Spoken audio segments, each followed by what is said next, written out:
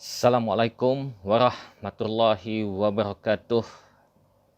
Selamat Hari Raya Aidilfitri, maaf zahir dan batin. Salam kepada semua warga Malaysia dan khususnya juga kepada warga Terengganu. Semoga kita bertabah dan kita juga gembira kerana tempoh PKP kita boleh dikatakan sudah hampir tamat dan ramai di kalangan rakan-rakan sanak saudara sudah pun boleh untuk berkunjung dan merentas negeri. Hari ini, minggu ini, kita telah pun dikejutkan sebenarnya dengan satu berita yang cukup mendukacitakan kita yang telah pun berlaku di negeri Terengganu Darul Iman ini. Satu negeri yang kita sebut diperintah oleh sebuah kerajaan yang mana Islam adalah sebagai tunjang dan membangun ia bersama dengan ulama-ulama.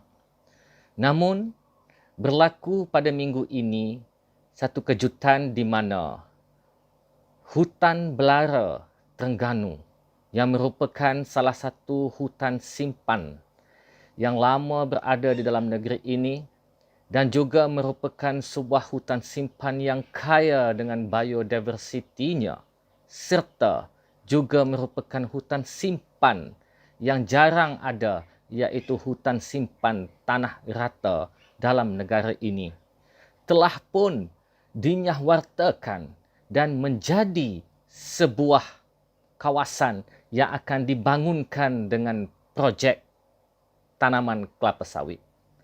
Artinya, satu khazanah hutan hijau, green lung dalam bahasanya, yang menjadi nadi kepada kekayaan khazanah hutan dalam negeri ini yang bahkan berada dekat dengan institusi pendidikan iaitu di Universiti, UNIZA dan juga UMT yang menjadi tempat kajian dan menjadi tempat adanya spesies-spesies terancam serta spesies-spesies burung yang menarik telah pun dinyahwartakan dan akan kita sebut pembalakan akan dilakukan sehingga akhirnya hutan ini akan ditanam dengan kelapa sawit. Tuan-tuan dan puan-puan yang mendengar semua di luar sana, isu ini amat besar kesannya kepada negeri, khususnya di kawasan Kuala Nerus itu sendiri. Amat ironi sekali kerana bukan sahaja menteri yang bertanggungjawab kepada alam sekitar dan menteri komoditi yang juga banyak tanggungjawabnya kepada pembangunan tanah, kekayaan sumber komoditi tanaman. Kedua-duanya ini datang daripada Parti PAS dan negeri Terengganu diperintah oleh Parti PAS. Tetapi kemudiannya keputusan membalak bersama ulama tetap diambil sejajar dengan negeri-negeri yang diperintah oleh parti yang sama. Isu balak kelihatannya begitu dekat di hati mereka dalam konteks membangunkan, tidak sesuai perkataan membangunkan, sebenarnya menarah kawasan sehingga akhirnya boleh menjadi ancaman kepada alam sekitar. Hutan apa yang kita sebut hutan belara ini, ianya bukan sahaja berada di dalam kawasan yang MP-nya itu adalah daripada Menteri Komoditi, tetapi hutan ini juga telah pun diulas banyak kali, bahkan diberi amaran oleh Malaysia Nature of Society akan keterbahayaan jikalau ianya diteruskan dengan aktiviti pembalakan dan penggondolan yang akhirnya boleh menjejaskan ekosistem alam sekitar. Kuala Nerus kita tahu sejak daripada Kerajaan Barisan Nasional dahulu bukan sahaja berlaku isu hakisan di pantai, tetapi kali ini datangnya kerajaan baru akan berlaku pula penggondolan hutan. Artinya, di kawasan Kuala Nerus ini, di darat dan di air, telah pun berlaku berleluasanya aktiviti kerosakan kepada alam sekitar. kita menyeru kepada kepimpinan kerajaan negeri. Tidak kiralah sama ada penyahwartaan ini berlaku di zaman Barisan Nasional, dikabarkan pada tahun 2017, tetapi anda kini adalah kerajaan yang memerintah. Anda boleh mengambil tindakan untuk tidak meneruskan aktiviti pembalakan ini. Kawasan hutan belara Terengganu adalah merupakan kawasan hutan tanah rendah yang sangat-sangat jarang ada.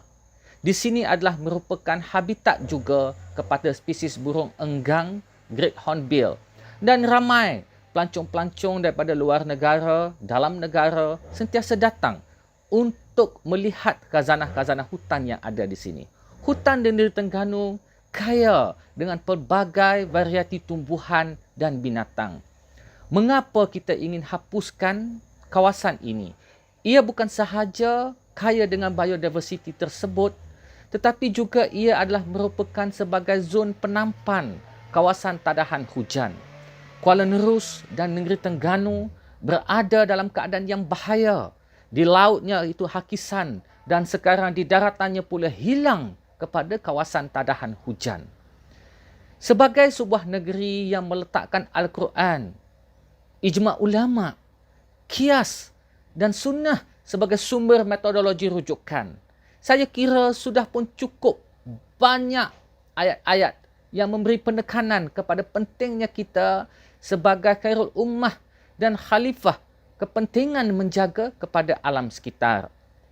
Rakyat negeri Terengganu sekarang hari ini yang apabila berhadapan dengan isu COVID-19 dan PKP sudah pun hilang peluang pekerjaan dengan banyak. Negeri Terengganu adalah negeri yang kaya dengan sumber. Bahkan kerajaan negeri Terengganu itu sendiri juga telah pun menerima royalti petroleum daripada kerajaan Pakatan Harapan sebelum ininya. Apakah ia sudah tidak mencukupi lagi sehingga perlu kepada satu tindakan merobek pula kawasan hutan hanya kerana untuk memperlihatkan adanya sumber kekayaan ekonomi baru kepada anda? Ini adalah amat malang sekali. Baru-baru ini, Esko Pertanian Negeri Terengganu, YB Razman sendiri pun ada mengunjurkan satu fakta bahawa negeri Terengganu ini masih ada 8,000 hektar kawasan tanah terbiar yang tidak pun dibangunkan lagi dengan projek-projek strategik penghasilan makanan. Mengapa dengan duit yang ada, dengan kebijaksanaan yang ada dan sumber ekonomi dan kewangan yang sudah ada sekarang dan syarikat-syarikat kerajaan negeri tidak memberi tumpuan untuk membangunkan kawasan-kawasan tanah terbiar ini untuk ditanam dengan tanaman makanan dan sekaligus juga boleh menyediakan peluang pekerjaan kepada rakyat negeri ini.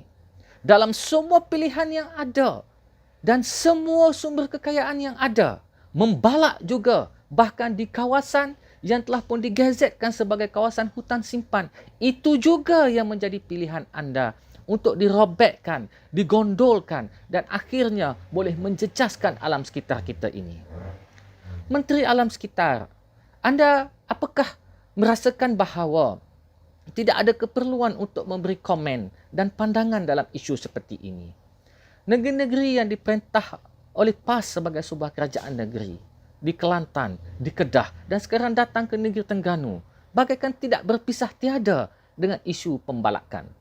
Apakah Menteri Alam Sekitar hanya ingin berbangga dengan turunnya indeks pencemaran udara sepanjang PKP ini hanya kerana kenderaan kereta tidak banyak bergerak? Maka dengan kerana itu anda kira selamat untuk merobekkan pula zon penghasilan oksigen yang datang daripada kawasan hutan simpan. Saya menyeru kepada semua rakyat Terengganu untuk menyatakan bantahan dan juga menyuarakan rasa tidak senang kepada perkara ini. Kerajaan negeri yang memerintah pada hari ini perlu diberi amaran agar tidak bertindak sesuka hati dan melanggar prinsip-prinsip pembangunan yang mengekalkan ekosistem yang baik. Simpanlah hutan simpan ini untuk rujukan kepada generasi yang akan datang. Banyak kajian-kajian dan juga khazanah-khazanah hutan yang ada di hutan simpan belara ini yang boleh kita manfaatkan dan boleh dicari ilmunya, yang boleh diraih pendapatan melalui pelancongannya dan pelbagai lagi aktiviti-aktiviti yang tidak akan menjejaskan kawasan tadahan hujan ini. Saya menyeru sekali lagi kepada seluruh rakyat negeri Terengganu untuk bersikap prihatin dan juga cakna kepada negeri kita sendiri. Dan saya menyeru kepada kerajaan yang memerintah pada hari ini agar mempertimbangkan kembali keputusan ini. Sekalipun mungkin anda beranggapan bahawa ia keputusannya dibuat oleh kerajaan dahulu, tetapi dengan anda memerintah sekarang, tanggungjawab adalah terletak di bahu anda. Janganlah dirobek kawasan ini yang boleh disimpan kepada anak cucu kita. Sekian, terima kasih. Wabillahi taufiq wal hidayah. Wassalamualaikum warahmatullahi wabarakatuh. Kita jumpa lagi dalam episod-episod yang akan datang. Terima kasih.